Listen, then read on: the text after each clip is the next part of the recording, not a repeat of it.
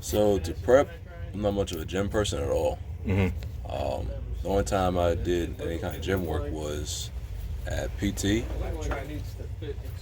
Um, Now some people, of course, like going to the gym doing pre-workouts, and that was helpful for them. For me, I just did the whole regular push-up, sit-up, chin-ups, and run. I ran a lot. So what was your push-up and sit-up routine? Strict push-ups. Okay. Sort of like I guess it's ACFT push-ups or just close arm push-ups all the time. I did almost, geez, how many I do a day? Maybe 300 a day almost. About break it up to intervals So how many did you do at a time? to exhaustion. So I would do up to 40, Mm-hmm. and then that's why I take my break and pause, and then crank out the last however many I need to do. Okay. So I'd probably did 60 push-up intervals throughout the day, constantly. Sometimes I took a break like every other day, but being strict on your push-ups and like keeping your eyes up the whole time, I did that.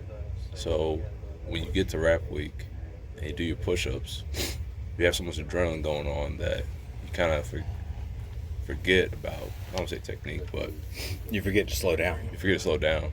So they'll tell you to slow down, some people, but if you keep a constant pace, this little constant pace, they'll take you. Or they see you lock your arms out and you're going fast, and they'll accept that too.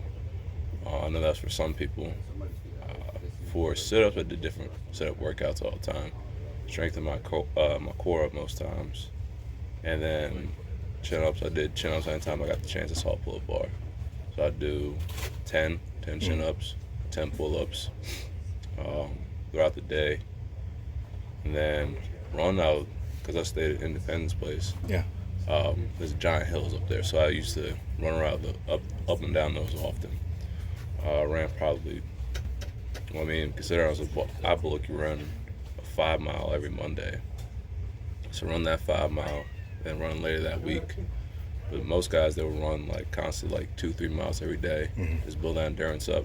So running, if you're a gym person, keep doing the gym person. But the side effect of all the pre-workouts and creatine that guys did, by the end of, I would say mainly Darby, they ate away a lot of the muscle. Yeah, right. So they got real skinny. So it kind of took me so I lost all my fat, and then I started eating away all my muscle. So I was able to burn a lot more than they did. So that's why. But when your body gets used to the creatine and the pre-workout, and then you go into an exercise without it. Yeah, it's kind of damaging on them. That's why they look so skinny. Like, I know, for me, I think I lost almost 30 pounds. A couple of my friends lost about 35 pounds almost. Yeah. And that's because they had a strict pre-workout powder they always used and creatine. But they did well. They were just big guys. Okay. Um, Now, did you pass push-ups first round? Pass push-ups first round. Okay.